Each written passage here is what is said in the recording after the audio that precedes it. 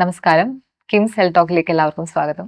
ഇന്ന് നമ്മുടെ കൂടെ ഉള്ളത് കിംസ് റീജൻസ് ഹോസ്പിറ്റലിലെ പീഡിയാട്രിക് സീനിയർ കൺസൾട്ടന്റ് ആയ ഡോക്ടർ KP അഷ്റഫ് ആണ്. സർ നമസ്കാരം. നമസ്കാരം. ഓക്കെ സർ, നമുക്കറിയാം സർ ഏകദേശം ഒരു 15 വർഷത്തിലധികമായി ഈ ഒരു പീഡിയാട്രിക്സ് രംഗത്തിലേക്ക് സർ കടന്നു വന്നിട്ട്. നമ്മുടെ കുട്ടികളുടെ ആരോഗ്യത്തിൽ ഫുഡ് ഹാബിറ്റിനെ പോലെ തന്നെ ഇമ്പോർട്ടന്റ് ആയ ഒന്നാണ് വാക്സിനേഷൻ. സോ ഇന്നും നമ്മുടെ സൊസൈറ്റിയിൽ ഈ വാക്സിനേഷനെ കുറിച്ച് കുറെ മിത്തും കാര്യങ്ങളൊക്കെ ഇന്നും നമ്മുടെ സൊസൈറ്റിയിൽ നിലനിൽക്കുന്നുണ്ട്. സോ ഏജ് സ്പെസിഫിക് ആയിട്ട് നമ്മൾ ഈ ഒരു 15 വയസ്സിൽ ഇന്ന് വാക്സിനേഷൻ, അങ്ങനെ ഓരോ വാക്സിനേഷൻ കാര്യങ്ങളുണ്ടല്ലോ സർ. അപ്പം ആ ഒരു മിത്തിനെ കുറിച്ച് സാറിന് എന്താണ് പറയാനുള്ളത്? വാക്സിനേഷൻ ആയിട്ട് ബന്ധപ്പെട്ടിട്ട് ഒരുപാട് തെറ്റിദ്ധാരണകൾ നമ്മുടെ പാരൻസിൻ്റെ ഇടയിലുണ്ട്. അതൊരു വലിയ ടോപ്പിക്കാണ്. ചെറിയ സമയത്ത് പറഞ്ഞു തീർക്കാൻ പറ്റാത്ത ഒരു ടോപ്പിക്കാണത്. വാക്സിനേഷൻ ആദ്യമായിട്ട് മനസ്സിലാക്കേണ്ടത്, വാക്സിനേഷൻ എല്ലാ അസുഖങ്ങൾക്കും ഉള്ള ഒരു ഒറ്റമൂലി അല്ല.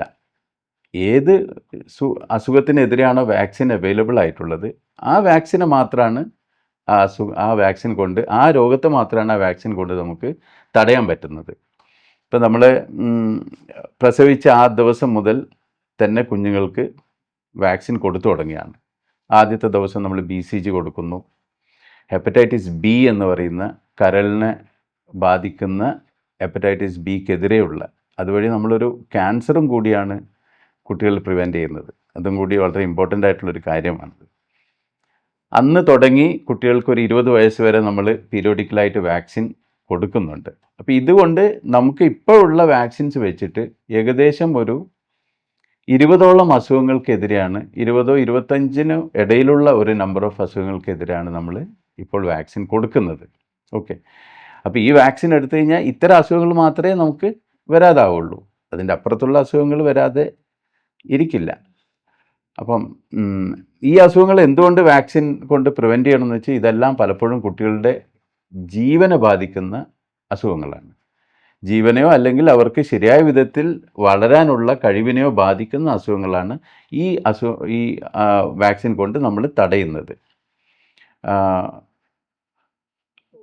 പിന്നെ ആണെങ്കിൽ വാക്സിനെ പറ്റിയുള്ള വേറൊരു തെറ്റിദ്ധാരണയാണ് ആളുകൾക്ക്, വാക്സിൻ എടുത്തു കഴിഞ്ഞ് കഴിഞ്ഞാൽ കുട്ടിയുടെ സ്വാഭാവികമായ പ്രതിരോധത്തെ അത് ബാധിക്കുന്നുള്ളത്.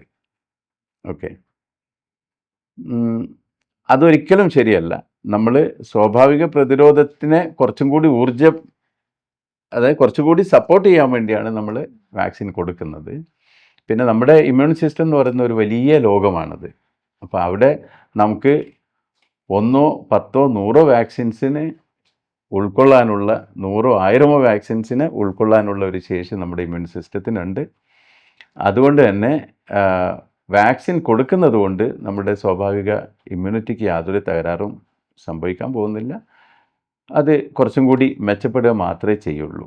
കാരണം നമ്മൾ അത് ചെയ്യുന്നത് ആ അസുഖത്തിനെതിരെയുള്ള ഒരു ഏജൻറ്റിനെ നമ്മുടെ ശരീരത്തിലേക്ക് കടത്തിവിടുകയും പിന്നീട് ആ അസുഖത്തിൻ്റെ ഏജൻറ്റ് ശരീരത്തിൽ പ്രവേശിച്ചു കഴിഞ്ഞാൽ കുറച്ചും കൂടി ശക്തമായിട്ട് അതിനെ അറ്റാക്ക് ചെയ്യുകയും കീഴ്പ്പെടുത്താൻ കഴിയുകയും ചെയ്യുന്ന ഒരവസ്ഥയിലേക്ക് നമ്മുടെ ഇമ്മ്യൂൺ സിസ്റ്റത്തിനെ ചെന്നെത്തിക്കുകയാണ് നമ്മുടെ വാക്സിൻ ചെയ്യുന്നത്. പിന്നെ ഒരുപാട് വേറൊരു തെറ്റിദ്ധാരണ വാക്സിനെ സംബന്ധിച്ചുള്ളതാണ്, വാക്സിൻ എടുത്തു കഴിഞ്ഞ് കഴിഞ്ഞാൽ കുട്ടികൾക്ക് അംഗവൈകല്യം വരും എന്നുള്ളത്.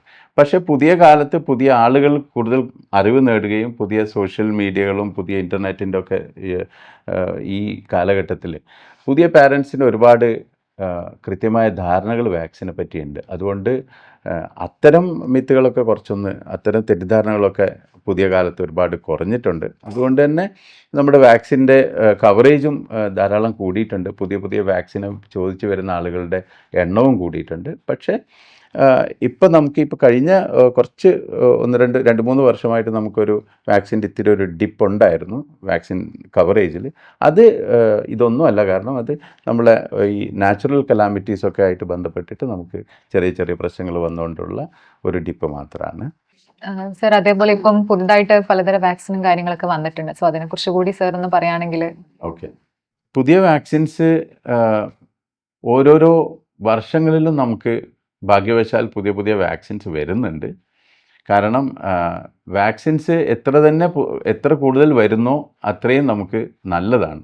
കാരണം ട്രീറ്റ്മെൻറ്റ് കോസ്റ്റോ കുട്ടികളുടെ ആരോഗ്യവും അത് കുട്ടികളുടെ ആരോഗ്യത്തിൽ ഒരുപാട് മാറ്റങ്ങൾ അത് വരുത്തും. ഒപ്പം തന്നെ പാരൻസിനെ സംബന്ധിച്ചിടത്തോളം അസുഖങ്ങൾ കൊണ്ട് അവർക്കുണ്ടാകുന്ന ട്രീറ്റ്മെൻറ്റ് കോസ്റ്റ് നമുക്കൊരു പരിധിവരെ കുറക്കാൻ പറ്റുകയും ചെയ്യും. അപ്പോൾ പുതിയ വാക്സിനെ സംബന്ധിച്ചിടത്തോളം നമുക്കിപ്പം ന്യൂമോകോക്കൽ വാക്സിൻ ഉണ്ട്. ന്യൂമോകോക്കൽ വാക്സിൻ എന്ന് പറയുന്നത് നമ്മുടെ ന്യൂമോകോക്കൽ ന്യൂമോണിയ, പിന്നെ ഒരു പരിധിവരെ ന്യൂമോകോക്കൽ മെനിഞ്ചൈറ്റിസ്, ഇത്തരം അസുഖങ്ങളെ ഇൻവേസീവ്, അതായത് കൂടുതൽ അപകടം ഉണ്ടാക്കുന്ന അസുഖങ്ങൾക്കെതിരെയുള്ള ന്യൂമോകോക്കൽ വാക്സിൻ നമുക്ക് അവൈലബിൾ ആണ്. പിന്നെ മെനിഞ്ചോകോക്കൽ വാക്സിൻ, അതായത് നമ്മുടെ തലച്ചോറിൻ്റെ കവറിങ്ങിനെ ബാധിക്കുന്ന മെനിഞ്ചൈറ്റിസ് എന്ന് പറയുന്ന അസുഖത്തിനെതിരെയുള്ള വാക്സിൻ നമുക്കുണ്ട്. പിന്നെ നമുക്ക് പുതുതായിട്ട് ഇൻട്രൊഡ്യൂസ് ചെയ്ത വാക്സിനാണ് ടീനേജ് കുട്ടികളിലുള്ള ഹ്യൂമൻ പാപ്പിലോമ വൈറസ് വാക്സിൻ ഉണ്ട്. അത് ഇപ്പം ആൺകുട്ടികൾക്കും പെൺകുട്ടികൾക്കും ഒരുപോലെ കൊടുക്കാൻ പറ്റുന്നതാണ്. സർവൈക്കൽ ക്യാൻസർ അല്ലെങ്കിൽ ആനൽ ക്യാൻസറിനെ ഒരു പരിധിവരെ പ്രിവെൻറ്റ് ചെയ്യാൻ പറ്റുന്ന വാക്സിൻസാണ് അതുള്ളത്. പിന്നെ പ്രത്യേക സ്ഥലങ്ങളിൽ നമുക്ക് ജെഇ വാക്സിൻ, അതായത് ജാപ്പനീസ് എൻകെഫലൈറ്റിസ് വാക്സിൻ അവൈലബിൾ ആണ്. അതുപോലെ ന്യൂമോകോക്കൽ വാക്സിൻസിൻ്റെ പുതിയ സ്ട്രെയിനുകൾക്കെതിരെയുള്ള വാക്സിൻസും ഡെവലപ്പ് ചെയ്ത് വരുന്നുണ്ട്. പിന്നെ നമുക്കിപ്പോൾ തന്നെ അവൈലബിൾ ആയിട്ടുള്ള ടൈഫോയിഡിനെതിരെയുള്ള വാക്സിൻ ഉണ്ട്. ഹെപ്പറ്റൈറ്റിസ് എക്കുള്ള വാക്സിൻസ് ഉണ്ട്. ഹെപ്പറ്റൈറ്റിസ് എ, ബി അല്ല, ഹെപ്പറ്റൈറ്റിസ് എക്കുള്ള വാക്സിൻസ് ഉണ്ട്. ചിക്കൻ പോക്സിനെതിരെയുള്ള വാക്സിൻസ് അവൈലബിൾ ആണ്. അപ്പം ഇത്തരം നമുക്കിപ്പോൾ ഉള്ളതും തന്നെ ഒരുപാട് വാക്സിൻസ് ഉണ്ട്. ഓക്കെ, അതുമായിട്ട് ബന്ധപ്പെട്ട് ഞാൻ ഒരു കാര്യം പറയാം. നമ്മുടെ ആളുകളിൽ വേറൊരു തെറ്റിദ്ധാരണയാണ് വാക്സിൻസ്, മാൻഡേറ്ററി വാക്സിൻസ് ഉണ്ട്, പിന്നെ ഓപ്ഷണൽ വാക്സിൻസ് ഉണ്ടെന്നുള്ളത്. ഇതൊരു വലിയ തെറ്റിദ്ധാരണയാണ്. ആക്ച്വലി വാക്സിൻസിനെ സംബന്ധിച്ചിടത്തോളം ഓപ്ഷണൽ വാക്സിൻ, മാൻഡേറ്ററി വാക്സിൻ എന്ന് പറഞ്ഞിട്ടൊരു ക്ലാസിഫിക്കേഷൻ ഇല്ല. അതായത് നമ്മുടെ കുട്ടിക്ക് മീസിൽസ് വന്നോട്ടെ, ചിക്കൻ പോക്സ് വരരുത്, അല്ലെങ്കിൽ ടൈഫോയിഡ് വന്നോട്ടെ, ചിക്കൻ പോക്സ് വരാൻ പാടില്ല, ഇങ്ങനെ നമ്മൾ ആരും ആലോചിക്കില്ല. ഏതൊക്കെ വാക്സിൻസാണ് അവൈലബിൾ ഉള്ളത് അതെല്ലാം മാൻഡേറ്ററി ആണ്, അതല്ലെങ്കിൽ അതൊന്നും ആവശ്യമില്ല. ഇത് 2 സ്റ്റാൻഡ് മാത്രമേ ഉള്ളൂ. അപ്പോൾ പൊതുവെ ആളുകൾക്ക് ഈ ഒരു ധാരണ വരാൻ കാരണം ഗവൺമെൻറ്റിൽ കൊടുക്കുന്ന വാക്സിൻസ് എല്ലാം മാൻഡേറ്ററി വാക്സിൻസ് ആണെന്നും അതല്ലാതെ നമ്മൾ കാശ് കൊടുത്ത് കൊടുക്കുന്ന വാക്സിൻസ് ഓപ്ഷനിലാണെന്നുള്ള ഒരു ചിന്തയിൽ നിന്നാണ് ഈ ഒരു തെറ്റിദ്ധാരണ വന്നത്. പക്ഷേ അതിലൊരു കാര്യം മനസ്സിലാക്കുന്നത്, ഗവൺമെൻറ് ഒരു 10-20 വർഷം മുമ്പ് ആകെ ഒരു 5-6 വാക്സിൻസ് ഉണ്ടായിരുന്ന ഗവൺമെൻറ് ഷെഡ്യൂളിൽ ഇന്ന് ഒരുപാട് വാക്സിൻസ് കൂടിയിട്ടുണ്ട്. അത് എപ്പോഴും എങ്ങനെയാണെന്ന് വെച്ച് കഴിഞ്ഞാൽ ഗവൺമെൻറ്റിൻ്റെ സാമ്പത്തിക നില മെച്ചപ്പെടുത്തുന്നതിനനുസരിച്ചിട്ടാണ് രാജ്യത്തെ കുട്ടികൾക്ക് മൊത്തമായും ഫ്രീ ആയിട്ട് വാക്സിൻ കൊടുക്കാൻ നമുക്ക് പറ്റുന്നത്. കാരണം നമ്മുടെ രാജ്യം ഒരു വലിയ പോപ്പുലേഷനുള്ള രാജ്യമാണ്. കുട്ടികളുടെ പോപ്പുലേഷനും അത്രയും വലുതാണ്. അപ്പോൾ ഈ കുട്ടികളെ മുഴുവൻ കവർ ചെയ്യാൻ വേണ്ടി നമ്മളൊരു വാക്സിൻ സപ്ലൈ ചെയ്യുമ്പോൾ അത്രയും സാമ്പത്തികമായിട്ടുള്ള ബാധ്യത ഗവൺമെൻറ്റിനുണ്ടാവും. അത് അവർക്ക് എഫോർഡ് ചെയ്യാൻ പറ്റുന്ന സമയത്താണ് അവർ കൂടുതൽ വാക്സിൻസ് ഫ്രീ ആയിട്ട് കൊടുക്കുന്നത്. ഒരു കാലം ചിലപ്പോൾ കുറച്ച് കൊല്ലം കഴിയുമ്പോൾ എല്ലാ വാക്സിൻസും ഗവൺമെൻറ് ഫ്രീ ആയിട്ട് കൊടുക്കുന്ന ഒരവസ്ഥ വരുമായിരിക്കും. അപ്പോൾ ഇതെല്ലാം മാൻഡേറ്ററി ആയി മാറുകയും ചെയ്യും. ഓക്കെ, അപ്പോൾ അത് മാൻഡേറ്ററി ഓപ്ഷണൽ എന്നുള്ള ഒരു ക്ലാസിഫിക്കേഷൻ അങ്ങനെയൊന്നും ഇല്ല. നമുക്ക് എഫോർഡ് ചെയ്യാൻ പറ്റുമെങ്കിൽ അവൈലബിൾ ആയിട്ടുള്ള എല്ലാ വാക്സിൻസും മാൻഡേറ്ററി തന്നെയാണ്. സർ, നമുക്കറിയാം ഇപ്പം ഫിസിക്കൽ ഹെൽത്ത് ഒരു കുട്ടിയുടെ ശാരീരിക ആരോഗ്യം പോലെ തന്നെ എന്തുകൊണ്ട് ഇമ്പോർട്ടൻ്റ് ആണ് നമ്മുടെ കുട്ടികളുടെ മാനസിക ആരോഗ്യം കൂടി. പക്ഷേ ഇപ്പോഴത്തെ കുട്ടികളുടെ ഇടയിൽ ഈ മാനസികാരോഗ്യ പ്രശ്നങ്ങൾ ഡേ ബൈ ഡേ കൂടി വരികയാണ്. ഇപ്പം ചെറിയൊരു പ്രശ്നങ്ങൾ പോലും അവർക്ക് താങ്ങാൻ പറ്റുന്നില്ല. അത് ഫൈനലി അതൊരു സൂയിസൈഡ് എന്നുള്ള ആ ഒരു അറ്റംപ്റ്റിലേക്ക് വരെ എത്തിപ്പെടുകയാണ്. സോ എന്താണ് സാറിന്റെ ചിന്തയിൽ എന്തായിരിക്കാം ഇതിന്റെ റീസൺസ്, അല്ലെങ്കിൽ എന്താകാം ഇതിനൊരു ഫോം വഴിയൊക്കെ എന്തായിരിക്കാം സർ? വളരെ കാലിക പ്രസക്തിയുള്ള ഒരു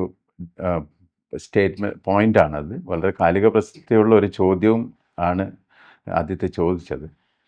കുട്ടികളുടെ മാനസിക പ്രശ്നങ്ങൾ ഇതിന് മുമ്പ് ഒരിക്കലും ഇല്ലാത്ത വിധത്തിൽ കൂടിക്കൊണ്ടിരിക്കുന്ന ഒരു സമയത്തിലൂടെയാണ് നമ്മൾ കടന്നു പോകുന്നത്. ഇതിൻ്റെ ഒരുപാട് കാരണങ്ങളുണ്ട്. ഒന്ന്, കുട്ടികൾ ഒരുപാട് എക്സ്പോഷർ ഇപ്പോൾ കിട്ടുന്ന ഒരു കാലമാണ്.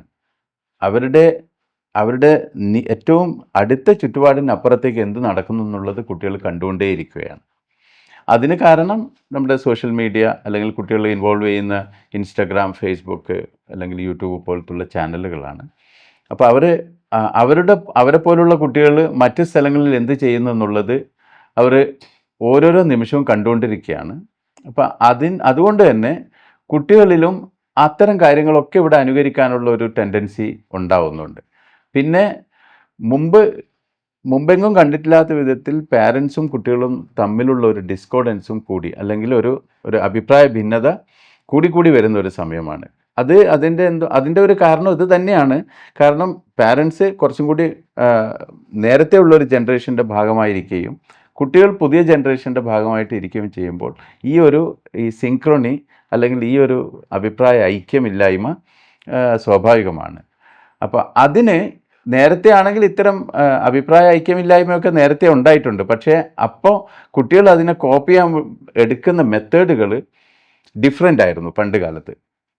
കുട്ടികൾ ഒന്നിക്കലും വെറുതെ കരയോ, അല്ലെങ്കിൽ വീട്ടിൽ വെറുതെ മിണ്ടാതിരിക്കുകയോ, അല്ലെങ്കിൽ ഒരു അടി കൊണ്ട് കഴിഞ്ഞാൽ മിണ്ടാതിരിക്കുകയോ ഒക്കെ ചെയ്യുന്നൊരു കാലത്തായിരുന്നു. പക്ഷേ ഇന്ന് കുട്ടികൾക്ക് ഇങ്ങനെ മറ്റേ വേറൊരു സ്ഥലത്ത് ഇതുപോലെ അടി കൊണ്ട കുട്ടി എന്താണ് ചെയ്യുന്നത്, അതുപോലെ തന്നെ ചെയ്യണം എന്നുള്ളൊരു അനുകരണശീലം കൂടി കുട്ടികളുടെ അടുത്ത് വരുന്നതോടെ കാര്യങ്ങൾ കുറച്ചും കൂടി സങ്കീർണമായി പോവുകയാണ് ചെയ്യുന്നത്.